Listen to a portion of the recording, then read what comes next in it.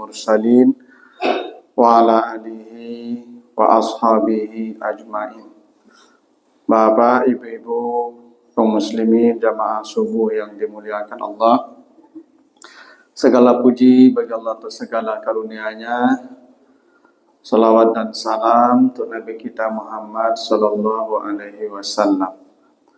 Bapak Ibu yang saya muliakan, kita lanjutkan pembahasan kita tentang bentuk-bentuk wajah di hari kiamat. Kita sudah bahas wajah-wajah orang kafir nanti di hari kiamat. Paling tidak dalam Al-Quran disebutkan ada 14 bentuk wajah orang-orang kafir di hari kiamat kelak, sesuai dengan amal perbuatannya di dunia ini.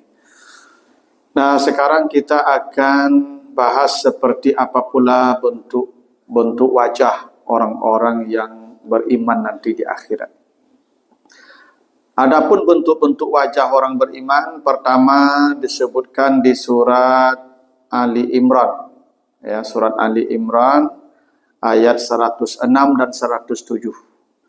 Kata Allah, yauma tabyaddu wujuhun wa taswaddu wujuhun. Fa ammal ladzina suwaddat wujuhuhum akafartum ba'da imanikum fazuqul azab bima kuntum takfurun. Wa ammal ladzina ibyaddat wujuhuhum fa fi rahmatillah hum fiha khalidun. Di hari itu ada wajah yang putih dan ada wajah yang hitam.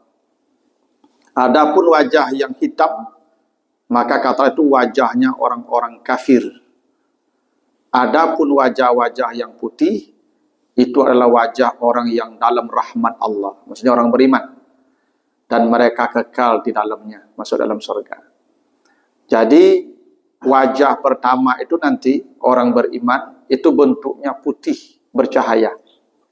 Ya, jadi orang beriman itu wajahnya putih, bercahaya. Salah satu hadis yang menjelaskan tentang itu nanti hadis Bukhari Muslim. Hadis dari Abi Hurairah, kata Nabi, inna ummati yud'auna yaumal qiyamati ghurran muhajjalin min asharil wudu. Nanti di hari kiamat umatku akan diseru dalam wajah yang putih berseri-seri, wajah bercahaya karena bekas-bekas wudu mereka.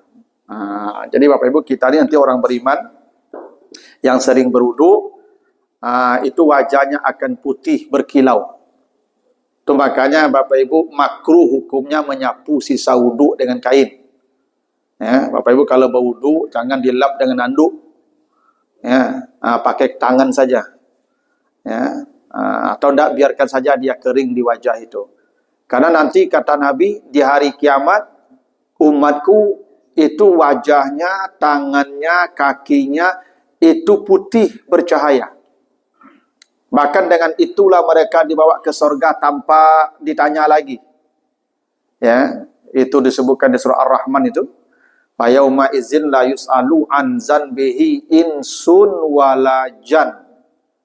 Nanti ada manusia dibawa ke surga, tidak ditanya amalnya. Sahabat bertanya, kenapa ditanya ya Rasulullah? La yuhasabun, mereka tidak lagi dihisab. Kenapa? Hurran muhajjalin min asaril wudu, kata Nabi. Karena wajahnya itu bercahaya karena bekas-bekas wudunya. Itu makanya Bapak Ibu menjelang tidur disuruh juga berwudu. Iza awaita ila firashika falyatawadda. Bila engkau hendak beranjak ke tempat tidurmu, maka berwudulah. Kenapa? Karena Bapak Ibu mau mati itu. Tidur itu mati itu. Makanya bismika Allahumma ahya wa bismika amut. Ya, dengan nama engkau saya akan mati. Mati itu. Makanya kata Allah, wallahu yatawaffakum billail. Allah mematikan kamu ketika tidur. Mati itu. Makanya bangun tidur itu, alhamdulillahillazi ahyana ba'dama amatana. Mati itu. Banyak orang tidur tidak bangun lagi itu. Banyak. Nah, kalau Bapak Ibu tidur, tidak bangun, tadi berwudu, maka nanti di akhirat wajahnya putih berkilau-kilau. Dengan itulah malaikat membawa, tidak ditanya amalnya, pasti ini orang beriman nih. Karena yang berwuduk itu pasti orang beriman. Itu makanya yang diperintahkan berwuduk siapa? Orang beriman. Nanti baca di Al-Maidah ayat yang ke-6 tuh. Ya, di Al-Maidah ayat yang ke-6 apa kata Allah? Ya ayyuhallazina amanu iza kumtum ila shalah faghsilu wujuhakum wa aydiyakum ilal marafiq, dan seterusnya. Hai orang-orang yang beriman, bila engkau hendak mengerjakan salat berwuduklah, basuhlah wajahmu, basuh tanganmu. Orang beriman kan? Nah, makanya Bapak Ibu, kalau bisalah kita membiasakan diri menjaga wuduknya akan jauh lebih baik. Ya, karena wuduk itu akan membuat wajah kita nanti putih bercahaya. Nah, dengan itulah malaikat membawa tanpa ditanya amalnya. Kenapa? Ghurran muhajjalin, karena wajahnya putih bercahaya, karena bekas wuduk. Tapi kalau skincare tidak memutihkan wajah ibunya. Kalau skincare itu memutihkan wajah di dunia saja. Tapi wajah di akhirat putihnya itu karena wuduk. Begitu tuh. Jadi ibu rajin-rajinlah berwuduk ya, rajin-rajin. Kalau sudah 60 ke atas ini tidak ada gunanya juga ibu pakai badak-badak mahal itu. Ya kan, gunanya tidak ada nih. Berwuduk lagi ya. Nah, jadi itu wajah yang pertama ya. Kata Allah, ammal lazina ibyaddat wujuhuhum, adapun orang-orang yang putih wajahnya, putih. Ya putih itu bukan putih albino, putih indah. Ya, itu satu wajah nanti di akhirat. Dan Nabi sebutkan salah satu yang membuat wajah putih itu adalah karena ghurran muhajjalin, karena bekas-bekas wuduknya itu. Yang kedua, wajah itu disebutkan di surat Abasa 3839. Ya, di Abasa 3839. Kata Allah, wujuhu yawma izin musfirah, dahikatun mustabsyirah. Ada wajah di hari itu musfirah. Musfirah. Musfirah itu diartikan gembira. Tapi musfirah itu bukan gembira, Ibu ya. Secara harfiah, musfirah itu artinya terang. Wajahnya itu terang. Itu kenapa subuh diberi sifat asfar. Nanti baca surat Al-Mudassir 34. Ya, Al-Mudassir 34. Wasubhi iza asfar. Gitu ya. Demi subuh apabila telah terang. Terang. Jadi asfar itu artinya terang. Tapi arti yang aslinya betul bukan terang, terbuka. Karena asfar itu artinya terbuka. Itu makanya berjalan disebut safar. Kenapa berjalan disebut safar? Karena orang berjalan itu karena pintu dibuka, jalan dibuka. Kalau pintu ditutup, jalan ditutup, tidak bisa jalan tuh. Itu maka berjalan disebut safar. Yang kedua, kenapa jalan disebut safar? Karena berjalan itu bisa membuka asli orang. Ibu bapak kalau ingin asli orang tahu, ajak jalan-jalan tanpa aslinya tuh. Iya. Dengan berjalan kok nampak aslinya Pak, yang kikinya, yang penyerengehnya, yang emosinya, yang egoisnya, di jalan tampak tuh. Ya. Makanya Nabi Muhammad sebelum dilamar Khadijah itu disuruh jalan-jalan dulu ke Sam bersama pembantunya Maisarah. Maisarah ini laki-laki ibu ya, jangan salah paham nih. Di awak Maisarah aku pedusinya. Di negara Arab Maisarah itu laki-laki itu. Ya, itu diajak jalan-jalan tuh. Yang ditanya Khadijah sepulang dari Sam bukan berapa untungnya, bagaimana akhlak dia di jalan. Ternyata benar-benar akhlak Nabi itu baik. Maka Khadijah melamar Nabi itu. Setelah dalam perjalanan tuh. Jadi ibu kalau kamu cari menantu, ajaknya jalan-jalan tuh. Nampak aslinya begitu tuh, jalan-jalan tuh. Ibu kalau ingin tahu saya, asli saya, jangan dengar ceramah saya. Kalau dengar ceramah saya mah baik. Kalau ingin tahu asli saya, ajak jalan-jalan saya. Terserahlah, nanti Bapak Ibu tahu asli saya tuh. Jadi jalan-jalan kok tampak asli orang tua. Membuka. Jadi asfar itu artinya wajahnya terbuka. Kira-kira gitulah. Terbuka itu yang artinya terang, ya, riang, gembira. Dia itu disebutkan Allah di surat Al-Insan ayat 11. Fawaqahumullah syarra zalikal yawm wa laqahum nadratan wa sururan. nanti wajah orang masam. Nanti di akhirat wajah orang masam semua, abus namanya. Inna nakhafu min rabbina yauman abusan kamtarira. Itu di ayat yang ke-10-nya. Nanti di akhirat itu wajah orang masam.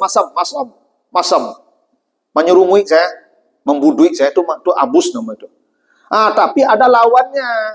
Lawannya apa? Surur. Wajahnya gembira. Kalau abus, bakarui sekan yang tu ibu, kalau bakarui sekan yang apa, tak takut celiknya. Tapi ada wajah yang terbuka. Itu terbuka nama itu. Yang begitu itu namanya musfirah. Ya, wajah yang cerah, yang terbuka, yang riang gembira, itu namanya musfirah. Jadi ada wajah yang begitu nampak menyenangkan dia. Ya, ibu kalau pulang suami itu senyum di depan pintu tu. Ibu, itu ibu pasti apapun yang diinginkannya dikasih itu. Tapi kalau membudui saja ibu langsung kepai itu. Ngamuknya mereka. Jadi ada wajah-wajah yang musfirah. Wajah yang gembira, yang terbuka, yang cerah. Nanti ada. Itu wajah yang kedua. Yang ketiga, wajah itu disebutkan, ya ini Bapak Ibu, wajah yang musfirah ini, yang gembira ini terjadi ketika pembagian catatan amal kita. Ya, nanti baca di surah Al-Haqqah 19. Wajah yang musfirah tadi, yang gembira, yang mulutnya terbuka, itu terjadi ketika pembagian catatan amal. Di surat Al-Haqqah 19 kata Allah, fa amma man utiya kitabahu biyamini fayaqulu ha umqra'u kitabiyah. Adapun orang-orang yang mendapat buku catatan amal dari kanannya, maka dia akan berteriak hai. Itu namanya musfirah. Ha umqra'u kitabiyah. Ini buku saya, baca. Ada orang Bapak Ibu nanti ketika dapat buku catatannya disuruh bacanya sama orang. Saking gembiranya dia baca buku saya. Nih. Itu namanya musfirah. Makanya pakai umqra'u kitabiyah. Bahan tuh. Ada namanya musfirah. Kalau catatannya baik. Semua zaman dulu Pak Ibu. Awak kalau menerima rapor, kalau rapor kau nilainya 9 saja doanya, tidak apa-apa calian kurang. Begitulah nanti itu. Tapi kok merah isinya, palipik langsung nama. Tidak apa calian kurang nanti. Dulu kan kena rapor kan jatuh Bapak Ibu. Kalau dapat angku 9, angku 8 itu bangga membaca lian ke orang lain nama. Itu namanya musfirah. Makanya ungkapannya ungkapan gembira. Ketika dia dapat buku catatan dari kanan, dia berkata, ini buku saya, bacalah gitu. Saking bahagianya. Jadi wajah yang musfirah itu wajah ketika menerima catatan amal. Kalau wajah yang tadi putih, itu di hari berbangkit. Ketika manusia dibangkitkan, sudah dibagi wajah orang. Ada yang wajah hitam, ada yang wajah putih. Itu di hari berbangkit nanti itu. Nah, ketika manusia sudah melewati mahsyar, dibagilah catatan amalnya. Saat pembagian catatan amal itu yang dapat dari kanan, wajahnya musfirah. Wajahnya terbuka. Makanya dia berkata, umqra'u kitabiyah. Gitu tuh. Nah, wajah yang ketiga itu disebutkan di surat Al-Ghasyiyah 8-9. Al-Ghasyiyah 8-9. Wujuhu yawma izin na'imah lisa'iha radiyah fi jannatin aliyah. Wajah-wajah di hari itu naim. Naim itu artinya lembut wajahnya. Lembut. Naimah itu lembut. Karena mereka dapat keredaan Allah di sorga yang tinggi. Jadi kalau sudah sampai di sorga, itu wajahnya sudah berubah menjadi naimah namanya. Kalau tadi di hari berbangkit, wajahnya ibiyaddat, putih, bercahaya. Begitu menerima catatan amal, wajahnya berubah musfirah, terbuka, gembira maksudnya itu. Ketika sudah masuk ke dalam surga, maka wajahnya berubah menjadi naimah. Lembut wajahnya. Teduh wajahnya. Kenapa? Karena sudah berada di surga. Tidak ada cemas lagi, tidak ada takut lagi. Tadi di mahsyar masih takut. Dihisab masih takut. Di timbangan masih takut. Di sirat apalagi. Begitu sudah masuk ke surga, wajahnya baru naimah, lembut. Nah, kenapa Bapak Ibu? Itu disebutkan di surah Al-Mutaffifin 22 sampai 25. Innal abrara lafi naim alal araiki yanzurun ta'rifu min wujuhim nadratan naim. Orang kalau sudah di surga itu nampak wajahnya lembut, menyenangkan menatap wajahnya. Kenapa mereka menjadi lembut wajahnya? Yusqauna min rahik makhtum. Nah, jadi wajah naimah itu kata Allah saat mereka diberi minuman yang namanya rahik makhtum. Jadi ada satu minuman paling mewah di surga namanya rahik makhtum. Karena minuman di surga itu macam-macam. Di surat Muhammad ayat yang ke-15 itu disebutkan. Minuman surga itu ada anhar min ma'in ghairi asin. Air tawar, sungai-sungai tawar. Nanti ada di surga itu sungai air, sungai aqua, sungai mineral, sungai SMS. Ada apa itu? Dan itu sungai yang Masya Allah. Ya toh? Itu luasnya, panjangnya, lebarnya. Yang lebar sungai di surga itu, satu sungai itu masirata arba'ina yauman, arba'ina sanatan, 40 tahun perjalanan. Lalu ada sungai min laban, anhar min laban. Ya, ada sungai susu. Tidak satu sungai, Bu. Ada sungai susu bendera, ada sungai susu anlin, ya, ada sungai susu cap nona, ya. Zaman dulu kan ada susu cap nona, Ibu. Mau gitu ketik susu cap nona atau bakaleng tu. Sesuai lah Bapak Ibu suka susu yang mana. Nanti macam-macam. Dan susu itu lebarnya satu sungainya 40 tahun perjalanan pula. Jadi minum susu nanti di surga tu tidak juga alih, Ibu. Menungkui saya menduduk ke dalam sambil menyalap. Begitulah. Ada anhar min khamar, ada sungai khamar. Ada anhar min asal, ada sungai madu. Macam-macam minuman di sana tuh. Tapi minuman yang paling mewah, yang membuat wajah orang naimah, itu namanya rahik makhtum. Dan ada satu riwayat menjelaskan, Pak Ibu. Rahik al-makhtum ini kita minum di hari Jumat. Walaupun tidak ada nanti di sana matahari terbit, matahari tenggelam, tapi hari masih ada. Jadi di hari Jumat itu kita minum puncak air minuman, yaitu rahik makhtum. Dan itu masih distempel. Masih distempel. Yang stempelnya misk. Nah, di hari Jumat itu penduduk surga, ibu-ibu nih, itu nanti pergi ke mall. Di surga itu ada Basco City Mall, Ibu. Ada. Lebih mewah mana dari yang di sini. Nah, di sana kita itu tidak shopping. Kita pergi jalan-jalan, ya cuci mata. Ya, tiba-tiba kata Nabi berhembuslah angin, lalu menerpa penduduk surga angin itu, dan wajah penduduk surga itu kata Nabi berubah lebih cantik 70 kali dari minggu sebelumnya. Jadi Ibu ini operasi plastik tiap minggu di surga nanti. Jadi wajah Ibu ini terus berganti menjadi lebih cantik. Tiap minggu lebih cantik, lebih cantik, lebih cantik. Begitulah di surga. Itu maka di surga tidak ada tua. Karena makin hari makin cantik. Kalau ibu-ibu di dunia ini makin hari makin berkurang, ya. Makin susui, makin lisui, ya.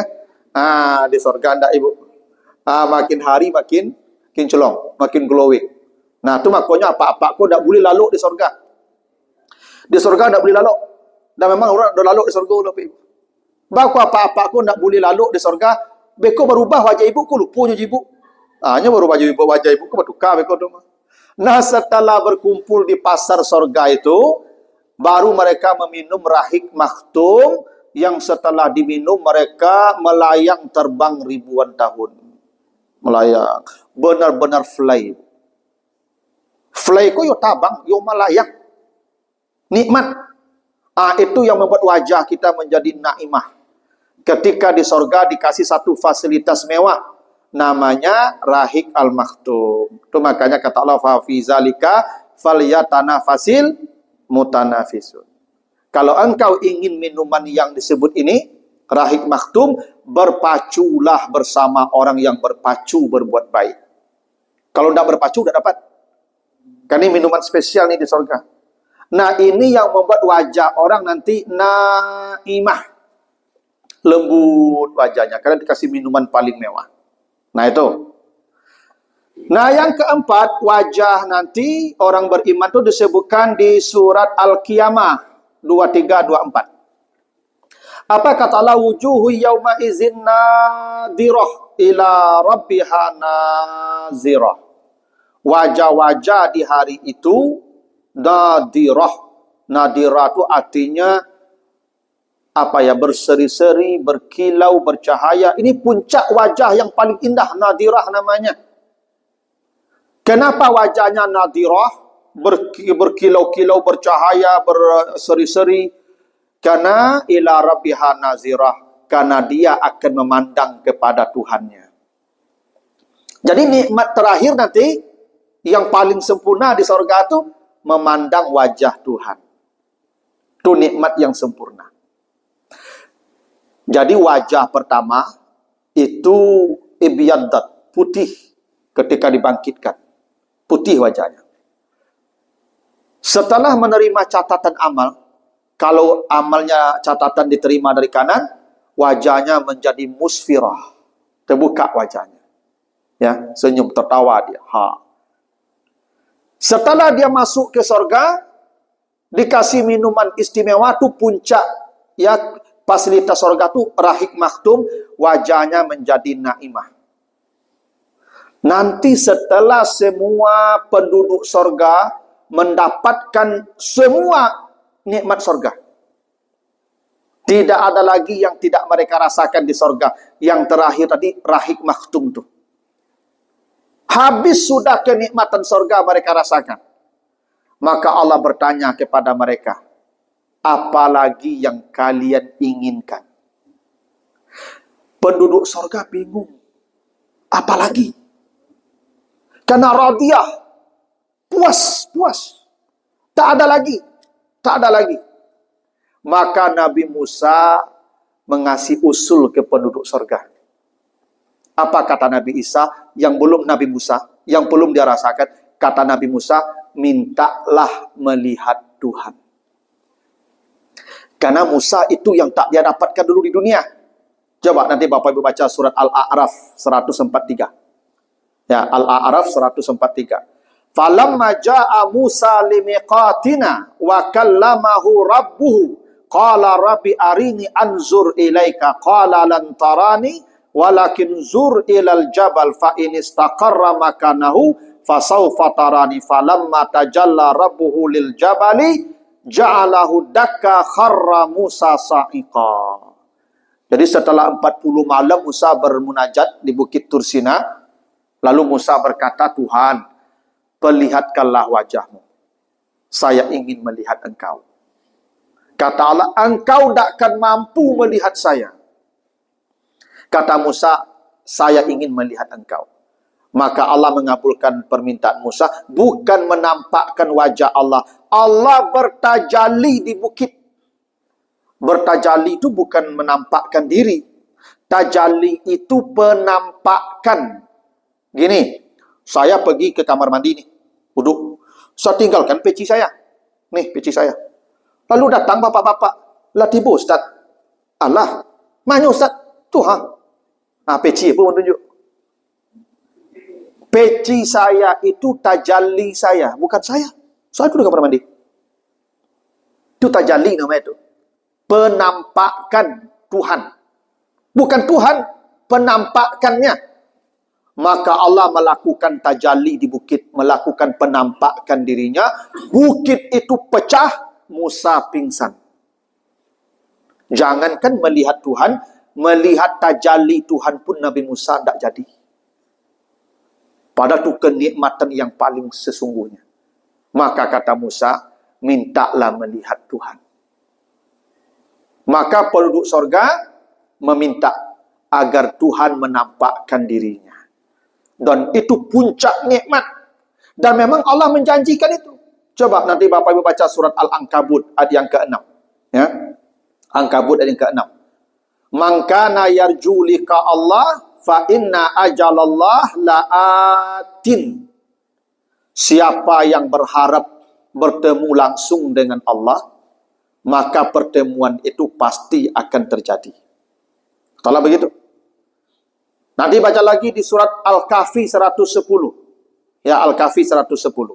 Faman kana yarju liqa'a rabbih falyamal amalan salihan. Siapa yang berharap bertemu langsung dengan Allah, maka hendaklah memperbanyak amal saleh.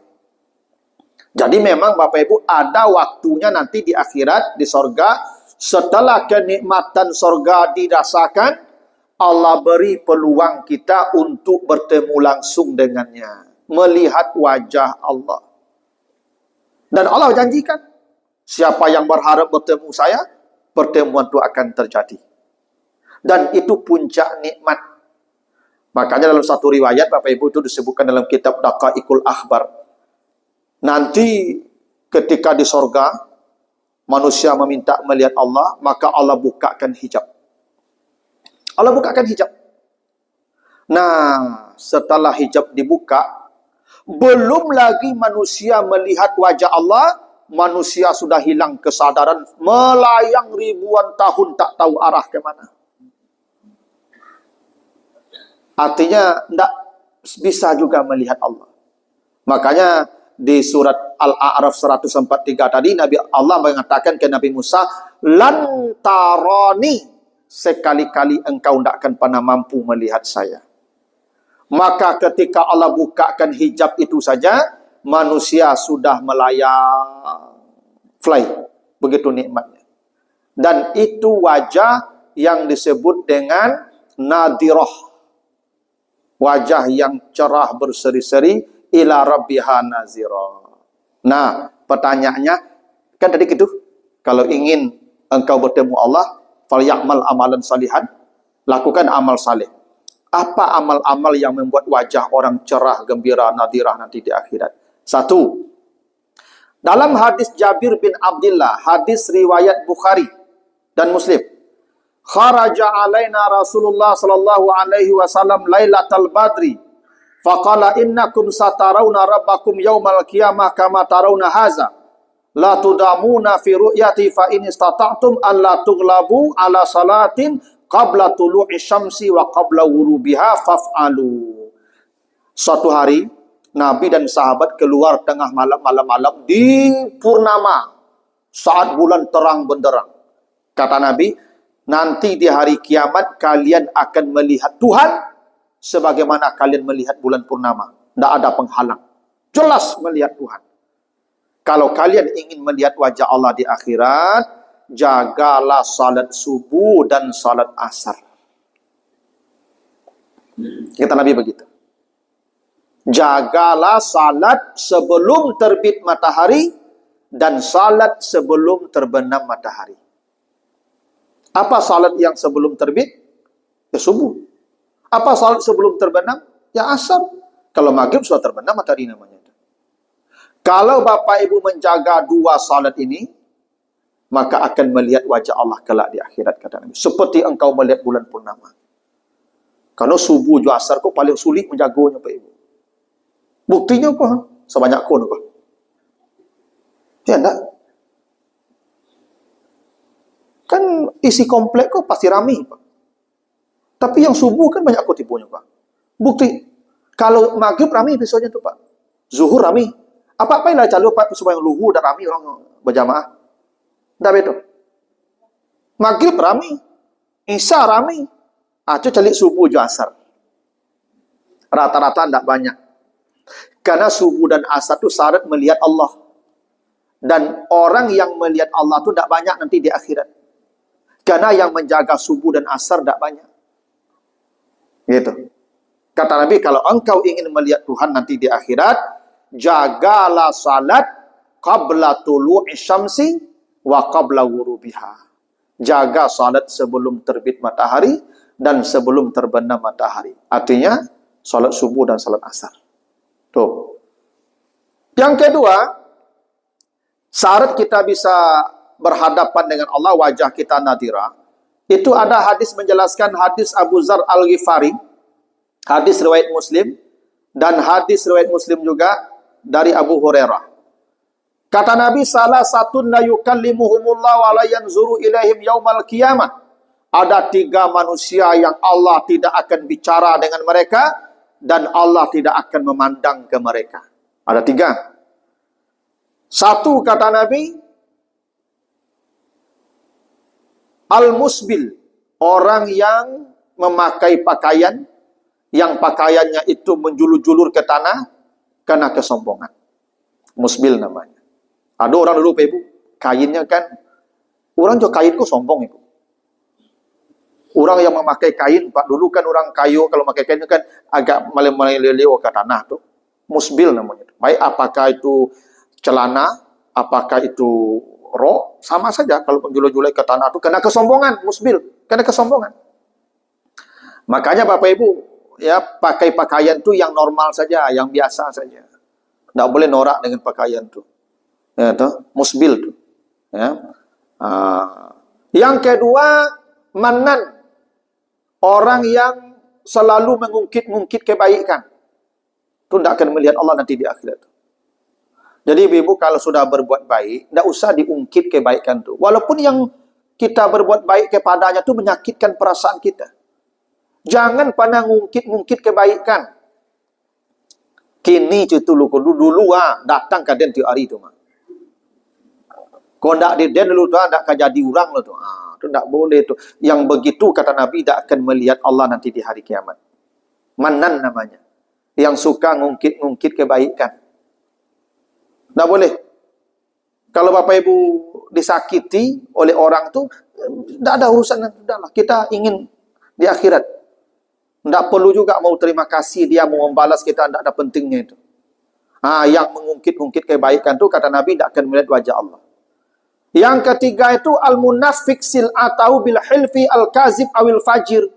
Pedagang yang bersumpah memuji-muji barangnya supaya laku terjual. Ada pedagang yang suka muji-muji barang. Wah, iko limited edition ko Pak. Iko ndak karugi Pak Mari. Iko barang ko yo bananya puji-puji barang tu Pak. Sehingga orang tertarik membelinya. Padahal barang ko ndak serancak yang diceritakan tu. Maka yang begitu, yang bohong dalam berdagang, tidak akan melihat wajah Allah. Kata Nabi begitu. Jadi al-musbil, yang memakai pakaian dengan cara tadi sombong, lalu al-mannan, mengungkit-ungkit kebaikan, dan pedagang yang selalu memuji-muji barang. Maka mereka tidak akan melihat itu, wajah Allah. Itu dalam hadis Muslim. Dalam hadis berikutnya, hadis Muslim juga Abu Hurairah, salah satu la yukallimuhumullah yaumal qiyamah. 3 kelompok manusia lagi yang Allah tidak akan bicara dengan mereka di hari kiamat dan tidak akan melihat mereka. Siapa itu? 1, ya, syaikhun zanin, orang tua yang pezina. Orang gaib, tagak saya lah payah itu juga kerajo. Kalau ada orang gaib pezina, itu bukan karena nafsu tu, karena kebiasaan sejak dulu saja tu. Nah, kalau biasa kau susah mengubahnya. Adalah gaib-gaib pergi ke diskotik je leh. Banyak tu Pak. Lah gaib, lah putih kepala tu. Apa je kata tampil hiburan tu dengan cewek-cewek apa tu, ya, karaoke apa segala macam tu. Tu Allah tak akan melihat dia tu di hari kiamat tu. Syekhun zani tu perangai buruk saja tu. Tak sahwat itu, sahwat halal itu. Tapi memang kebiasaan dari muda tu. Sehingga payah terubahnya kan ada pepatah tu Pak. Ketek teraja-raja, kadang tak bau-bau. Tua tak rubah tidur. Kalau dari kebiasaan tu, tak bau terubah sampai gaib kalau tu. Ya. Kalau lah tua, kalau lah gaib, kau tampilnya di masjid lah, pengajian lah, dah tampil hiburan je lah. Kau gaib ke tampil hiburan je lah. Kan tak tampil awak tu dia tu. Kau mati situ kau tu. Ya, tu. Perjalanan saya lah payah. Payah ke situ lah. Ya, tu. Ada kakek-kakek mati malah dilokalisasi Pak. Ya, ada tu. Tu Syekhun Zanin tu, seburuk-buruk manusia tu. Ya, karena manusia yang paling baik tu kan kalau umurnya panjang, amalnya baik. Tapi itu manusia yang paling baik. Manusia yang paling baik, man tala umruhu, panjang umurnya, wa hasuna amaluhu, tapi amalnya baik. Itu sebaik-baik manusia. Tapi seburuk-buruk manusia, panjang umurnya, amalnya buruk. Itu seburuk-buruk manusia. Nah, lu gaya kau suka menyawer-nyawer artis bagai. Kalau joget-joget lu ke panggung sama artis. Apa-apa yang lah tua-tua mereka, jangan lagu-lagu ya kena jole. Dah mau lagu-lagu kena jole. Ya, tu. Mereka mati sedang melagu tu beko. Pernah saya lihat tu beko, aduh apa-apa gaek mati sambil melagu. Aku bukan pengemis cinta. Mati saya langsung ke ibu. Ya tu. Aduh tu.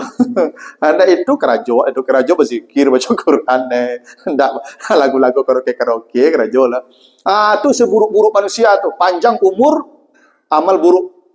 Yang kedua kata Nabi, malikun kazab, pemimpin-pemimpin yang suka berbohong.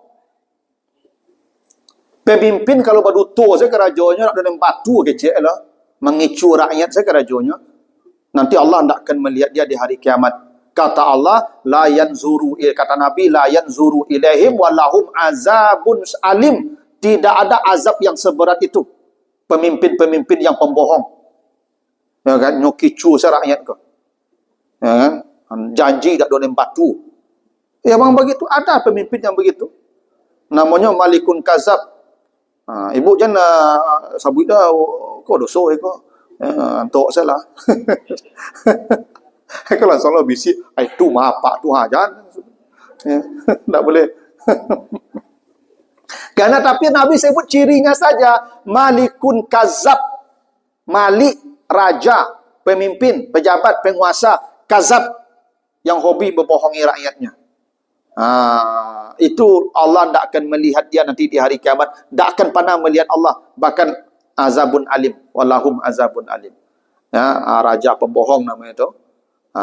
Nah, yang ketiga, ailun mustakbir, orang miskin yang sombong. Koyo mana? Orang kayo sombongnya punya sebab sombong kayo. Itu sebabnya sombong kayo. Iko miskin kayo, apa sebab kayo? Sebab apa? Miskin sombong, apa sebab sombong? Kan tak tahu diuntung namun itu. Itu ala miskin sombong lo tu. Itu paling buruk manusia. Kalau orang kayo sombong, nya masih ada sebab sombong walaupun sombong kau tak dibenarkan. Tapi orang miskin sombong. Ada orang miskin sombong, Pak Ibu. Ya, tu. Yang begitu tu dimurkai Allah tu. Ailun mustakbir namanya. Walaupun kesombongan tu dimurkai Allah, ya, tetapi yang paling buruk yang miskin yang sombong. Yang kaya sombong pun tak akan masuk surga juga. Tapi ini kata Allah, kata Nabi, la yanzuru ilaihim, Allah tak akan melihat ke mereka. Tak akan melihat. Jadi ada 6 tadi tu yang tidak akan pernah melihat Allah dan Allah tak akan pernah melihat ke mereka. Satu, al-musbil tadi namanya, yang memakai pakaian kerana kesombongan, menjulu-julu ke tanah pakaiannya itu. Yang kedua, manan, yang selalu mengungkit-ungkit kebaikannya. Yang ketiga, pedagang yang selalu memuji-muji barang untuk menipu orang. Nah, yang keempat, itu orang tua yang pezina. Yang kelima, itu raja yang pembohong. Dan yang keenam, orang miskin yang sombong. Ini orang disebutkan Nabi tidak akan ada kesempatan melihat Allah nanti di akhirat. Tidak ada. Padahal itu kenikmatan yang paling besar yang membuat wajah-wajah di hari itu nadirah. Wajah orang di hari itu cerah, berseri-seri, berkilau-kilau. Ila rabbiha nazirah, karena akan melihat kepada Allah, wajah Allah. Nah, inilah Bapak Ibu ya, wajah-wajah nanti di akhirat untuk orang-orang beriman. Ada wajahnya putih, ibiadat, di hari berbangkit. Ada wajahnya musfirah, terbuka, di saat dibagi catatan amal dari kanan dia dapat. Dan ada wajah naimah ketika sudah sampai di sorga, dapat minuman rahik maktum. Dan ada wajah nadirah ketika dia melihat wajah Tuhannya. Nah, kalau Bapak Ibu masuk sorga saja, sudah dapatlah minimal 2 wajah. Wajah yang putih dan wajah yang musfirah. Naimah kalau dapat nanti rahik maktum. Naimah lah.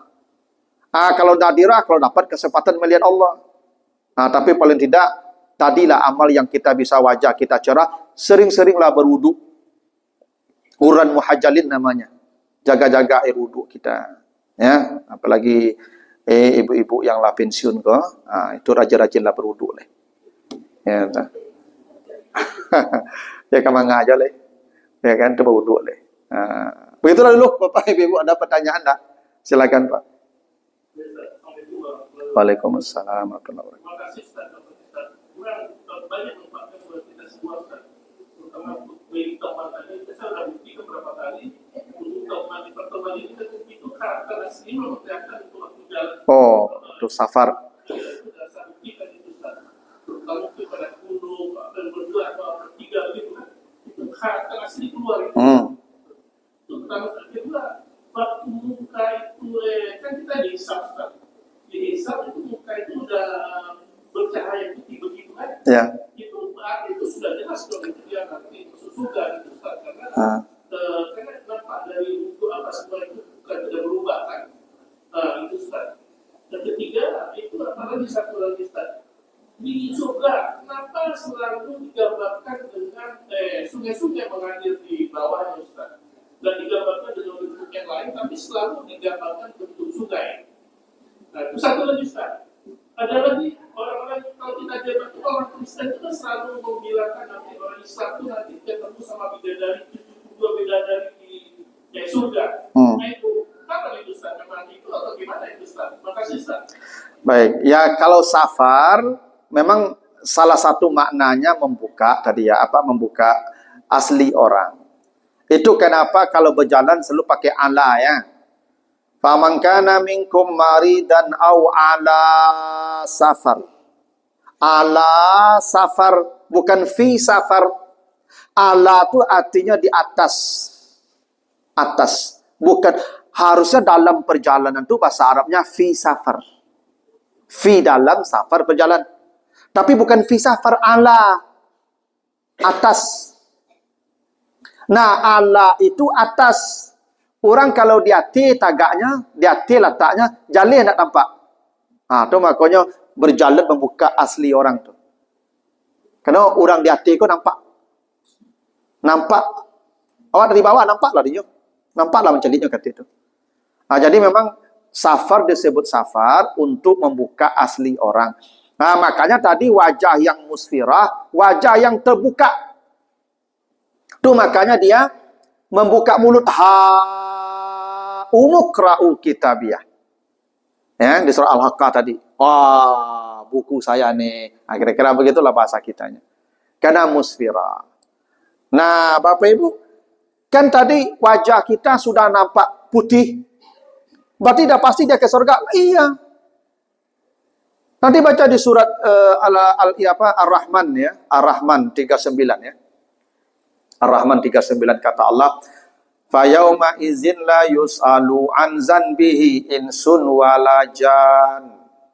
Nanti di hari itu, maksudnya di hari kiamat, ada manusia yang tidak ditanya lagi. Dosanya tidak ditanya, amalnya tidak ditanya. Sahabat bertanya, kenapa tidak ditanya lagi dia? Kata Nabi, ghurran muhajjalin, karena wajahnya itu sudah nampak cerah. Oleh para malaikat, wajah-wajah yang cerah langsung ditangkap. Langsung ditangkap. Wajah cerah. Jadi besok tak perlu ngaku-ngaku juga, saya ini umat Nabi Muhammad. Dan ada malaikat tahu wajah kita. Maka ditangkaplah wajah itu. Nah ini yang putih-putih ini ambil. Yang putih-putih ini ambil. Yang hitam tinggal dulu. Yang putih saya. Ditempatkan langsung di tempat yang spesial. Tinggal menunggu jemputan saja dia ke surga lagi itu. Kalaupun menerima catatan amal, ya tidak dibaca juga. Ya tinggal lihat covernya aja. Covernya kesimpulannya surga Firdaus. Lewat pintu ampe. Udah dia tinggal berangkat. Tidak payah itu Pak. Makanya wajah itu penting. Ya. Identitas penduduk surga atau penduduk neraka di hari berbangkit pada wajah. Ini orang sudah bisa diketahui masuk surga atau masuk neraka pada wajah waktu berbangkit. Kalau hitam wajahnya, tidak mungkin selamat. Kalau putih wajahnya, pasti selamat. Itu makanya ada orang yang tidak ditanya. La yus'alu an zanbihi. Tidak ditanya lagi dosanya apa, amalnya apa. Tidak ditanya. Kenapa? Wajahnya yang dilihat mereka. Angkat. Yang wajah-wajah yang tidak putih tadi, baru menghadapi proses yang panjang tadi. Makanya yang wajahnya putih, pasti selamat. Ya, makanya kata Allah apa tadi? Orang yang wajahnya putih, fafi rahmatillah, mereka berada dalam rahmat Allah. Itu di surah Ali Imran tadi, 107 tadi. Wa ammal ladzina biyaddat wujuhuhum fafi rahmatillah. Adapun orang-orang yang putih wajahnya langsung berada di bawah rahmat Allah. Maksudnya rahmat itu surga. Berarti yang wajahnya putih langsung ke surga. Begitulah. Ya, kalau kita mau putih wajah kita, tuh kata Nabi tadi itu. Umatku, inna ummati yaumal qiyamati, wajah mereka tuh akan putih, hurran muhajjalin min asaril wudu. Wajahnya akan tampak putih karena sisa-sisa wudu yang selalu menempel di wajahnya. Jadi Bapak Ibu, jangan anggap sepele wudu nih Bapak Ibu. Makanya biasakan Bapak Ibu kalau keluar rumah itu berwudu. Biasakan. Ibu pergi ke pasar wudu. Ibu pergi ke kantor wudu. Pokoknya asal keluar rumah pergi balik wudu. Pokoknya biasakan wudu. Mana tahu Bapak Ibu menemui ajal di perjalanan. Iya. Kecuali membali sayu ke sabana itu tidak usah. Ya, pokoknya Ibu asal keluar rumah agak jauh, apalagi pergi safar. Pergi ke luar kota, berwudu. Karena belum tentu kita akan selamat sampai di tujuan. Boleh jadi itu kita sedang menjemput ajal kita tuh di perjalanan.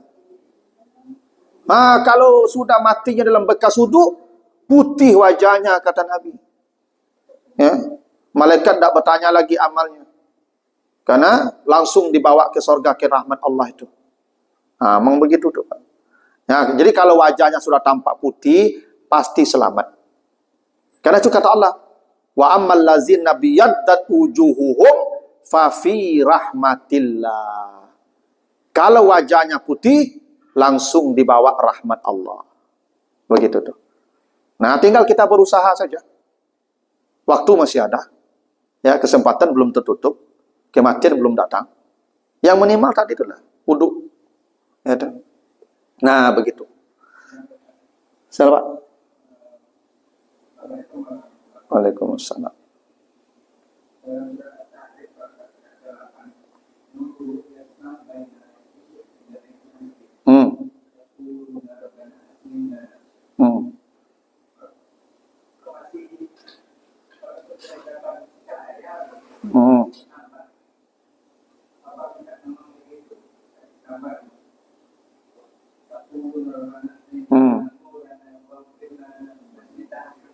Ya. Nah, jadi begini Ibu, nanti juga di surah Al-Hadid juga sama. Al-Hadid 13-14. Yauma taral mu'minin wal mu'minat yas'a nuruhum baina aydihim wa bi aymanihim. Nanti engkau akan lihat orang-orang beriman itu ketika melewati sirat, ada cahaya di depan dan di kanan mereka. Jadi nanti Bapak Ibu, orang beriman melewati sirat itu dengan cahaya. Karena nanti kita akan melewati sirat dalam masa yang panjang, kata Nabi. Sirat itu ada 7 posko. Setiap posko ada pertanyaan. Jarak satu posko ke posko 2, 3.000 tahun perjalanan. Titiannya lebih halus dari rambut, lebih tajam dari mata pedang. Di bawahnya jahanam berwarna hitam pekat. Dan semua orang meniti sirat dalam keadaan gelap. Karena sirat itu digelapkan oleh Allah. Gelap. Hanya orang beriman yang dengan cahaya. Engkau lihat di hari itu, orang beriman, yas'a nuruhum. Cahaya mereka berjalan, membawa mereka. Nah, pertanyaannya, di surat At-Tahrim ayat 8 tadi, kenapa mereka minta sempurnakan cahaya. Ya Tuhan, tambah cahaya saya. Begitu kan mintanya. Atmim lana nurana, sempurnakan cahaya kami. Karena nanti cahaya orang melewati sirat itu tidak sama. Makin tarang cahayanya, makin cepat dia sampai. Samo joto, Pak. Apa mau oto tengah malam? Makin tarang lampu oto, makin kancang lagi oto enggak? Begitulah. Kalau lampu oto kau cuma torangi, itu payah meminjak gas, Pak. Jadi kalau tarang kau, Pak, capek Pak sampai. Itu makanya malam perlu cahaya, Pak. Makanya oto kau, Pak, makin kancang lampunya tu, makin bisa digas oto kau, Pak. Makanya manusia itu nanti sampai di sorganya tidak sama, tergantung cahaya melewati sirat tadi. Itu makanya orang melewati sirat minta tambah cahaya. Atmim lana nurana. Tuhan sempurnakan cahaya kami. Supaya makin kancang cahayaku, makin kancang apa punya kecepatan. Begitu tuh.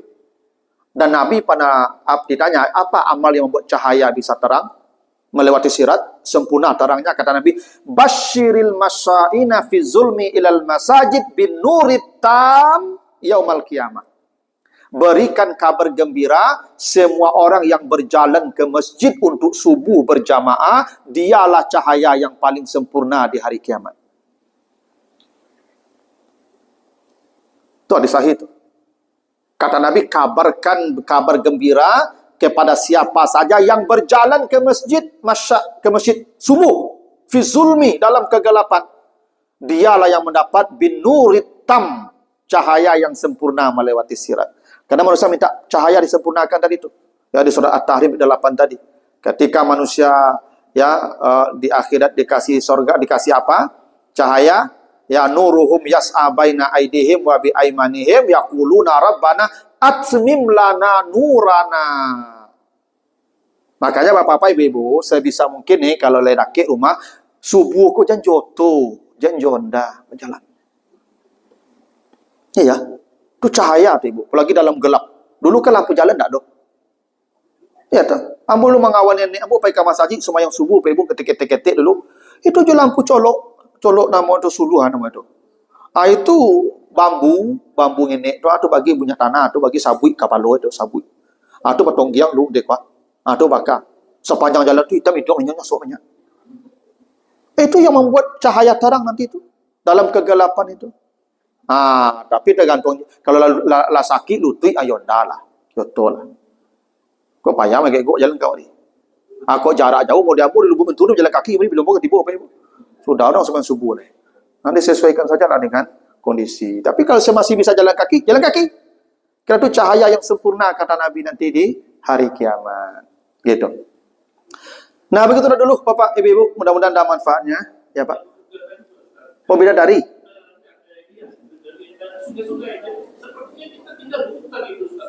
Oh, enggak. Sungai itu pasti keindahan.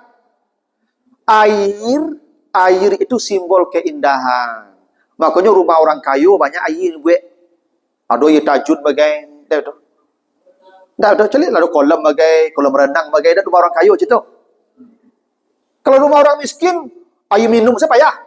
Ya kan air kolam renang lah kadi buatnya ya kan air minum saya susah. Maka di kampung lu ketika dia susah di kampung lu mandi mencuci kamar. Kau tengah air, karena awak miskin tak ada air rumah lo. Jadi air itu simbol kemakmuran, simbol kenikmatan. Baiklah menginap Bapak Ibu ke Pangeran lah. Beda ndak hotel yang madok kayu lawi pada madok kalai lawi? Beda harga kamarnya tu Ibu. Yang view-nya lawi beda harga kamar tu. Karena air tu keindahan. Wajar orang kayu kalau nyobek rumah rancak selalu nyobek kolam renang. Nyobek air mancur di rumah tu bagi di rumah tu nyobek air mancur. Tak gitu. Karena air tu keindahan tu. Makanya kini mulai panik orang air mati. Nah, stres air mati dia tu mah. Baru hari baru tu. Tapi kalau di madima air kamari tu tanda hidup makmur. Jadi itulah kenikmatan. Ya, air yang mengalir di kebun-kebun. Dulu orang Arab tu jangan kena di kebun mengalir deh. Ya taganang saya tak dulu. Aku mengalir di kebun-kebun. Indah. Itu simbol keindahan tu. Di langkuk lah. Ya bidadari lah. Ala-ala hidup tenang, rumah mewah, fasilitas mewah, orang rumah 70. Padahal gak bahagia itu. Iko rumah ngene, ya kan, air susah, ya kan, orang rumah cik menyerengi panjang loh, itu. Langkok lah penderitaan Bapak. Nah, begitulah Bapak Ibu. Mudah-mudahan ada manfaatnya, lebih kurang mohon maaf. Subhanakallahumma wa bihamdika, asyhadu an la ilaha illa anta, astaghfiruka wa atubu ilaika. Wassalamualaikum warahmatullahi wabarakatuh.